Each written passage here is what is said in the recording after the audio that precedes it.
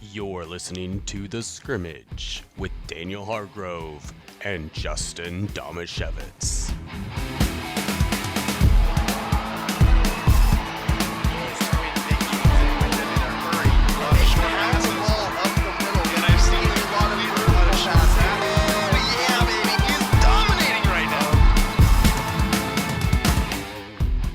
So, it is now time for Justin's favorite part of the show. Yep. And the bane of my existence, except for last week, but he's going back into my wheelhouse. Will it embarrass me, or will I shock the world 2 episodes in a row? It's time for Stump Daniel, brought to you by the law office of Jeffrey A. Damasiewicz. Well, before I get into Stump Daniel, I would just like to mention that this episode of The Scrimmage is brought to you by State Farm agent Mark Rossetti, the law office of Jeff Damasiewicz, and Ole Penn Real Estate. Thank you so much to our sponsors that make this show possible.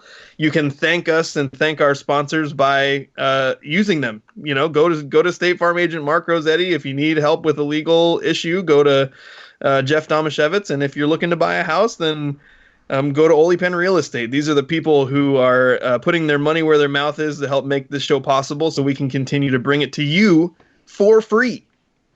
So without further ado, it's time to Stump Daniel. Now, last week, I was very embarrassed. I thought I'm going to go right into Daniel's wheelhouse. I'm going to go 2001 Mariners, and I'm going to embarrass him with Name That Mariner. And he got it correct after 2 hints.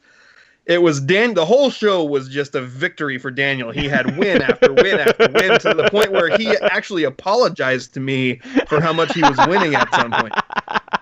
So we named last week's episode Daniel's Victory Lab. Now this week, I went slightly more obscure, but we're going to go back to Name That Mariner. Oh, okay. And it's definitely a name that you know. I promise you know it. Okay? Okay. Well, So- that's a good start. Here's how it works.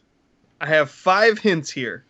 After every hint, you get a chance to name the Mariner. If you get it wrong, I move on to the next hint. I mean, if you get it wrong after the 5th hint, you lose. But if you need the 5th hint, by that point, you basically lose. And you look dumber and dumber the further along we go. Hey, I had people telling me that I looked dumb for not getting Mark McLemore just off of the teams he played for. Okay, but in fairness to those people, whenever I see contests like this where like they have somebody answering questions on the radio, every time I hear it, I immediately know the answer. But it's not quite as easy when you're in the hot seat. It's true. I also feel really awkward taking a long time because it's just really awkward silence on a podcast. That's okay. No, we we have have a great music music, bed, yeah. so you're okay. Okay. All right, here. You ready for your first hint, Daniel? I am. This Mariner led the team in batting average in 2013 with a 260 average. Let me repeat that. Led the team in 2013 with a 260 batting average. 2013. All right, so the way this works is I can guess people, and even if I get it wrong after every hint, it doesn't bother me, right? Right. It doesn't bother you. Okay, so It still I bothers just you, have Daniel. to It just get doesn't count. somebody to take off the list. I'm gonna say Russell Branyan. It is not Russell Branyan. Okay. Hint number 2. This Venezuelan-born player made his MLB debut in 2011 and his Mariners debut in 2012. I know that doesn't really narrow it down that much because the Mariners have had a lot of Venezuelan players. I'm gonna say Jose Lopez. It is not Jose Lopez. I don't know if he's Venezuelan. Do you? I don't know either, but it sounded right. Okay. Okay, this is where it gets interesting. Do you have a legal situation and need someone on your side? Let the law office of Jeffrey A. Damasiewicz be your advocate. If you've been the victim of medical malpractice, suffered a personal injury, or need representation with real estate law, small business law, or estate planning, let Jeff Damasiewicz put his 29 years of experience to work for you. Call Jeff Damasiewicz today at 360-612-3991 or visit damasiewiczlaw.com. That's DAMASIEWICZLAW.com. After being designated for assignment by the Mariners in 2016 and claimed off of waivers by the Toronto Blue Jays, this player has not appeared in a regular season Major League game, but has spent time in minor league programs for the Blue Jays and Orioles. Uh-oh. Designated for assignment by the Mariners in 2016. It was a spring training decision to designate him for assignment, and another team, the Toronto Blue Jays, claimed him off of waivers, but then he never played in the majors. He never played for the Blue Jays? No. Well, that rules out who I was thinking of. Oh, this is not good. I am so far gone on this. Oh, the other hint ruled out who I was thinking of, too. I am so far lost on this. This is bad. This is not good. 2013 was part of some rough years. Yep. Yeah, the Mariners' history.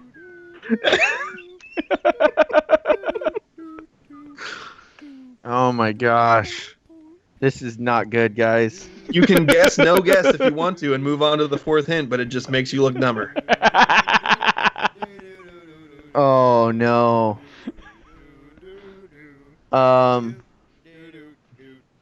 Gosh, no, I know so many of the answers that are just popping in my head I know are wrong because I know where they're born. It is not Kyle Seager.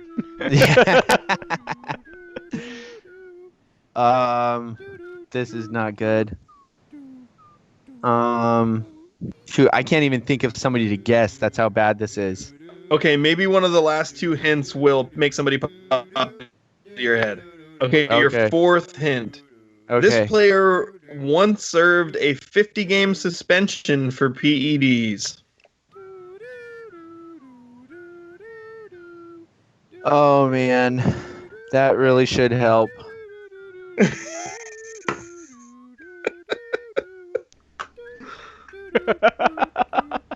This is really bad, guys. I'm gonna take it so hard from people on Yes, you are. Yes, you are. Oh no. Okay, you can move on to the fifth hint and hope that it sparks something in your mind. Would you like to do that? You should find a name at least. I know. After all, I'm trying to think. What was that guy's name? Was there a guy? Did we have a the name? The name Carlos Guillen is popping to mind. It is not Carlos Guillen. Okay, moving on to the fifth hint. While playing for the Mariners' Class A affiliate, the Everett AquaSox, on a rehab assignment in 2014, this player was barred from playing the rest of the year after throwing an ice cream sandwich at a coach and shouting expletives at him. I know it! I know it! Oh, how did I not get this before? Oh, it's Jesus Montero. It is Jesus Montero, and that is the reason why I made that the fifth hint, because I knew you would get it when I gave you that hint.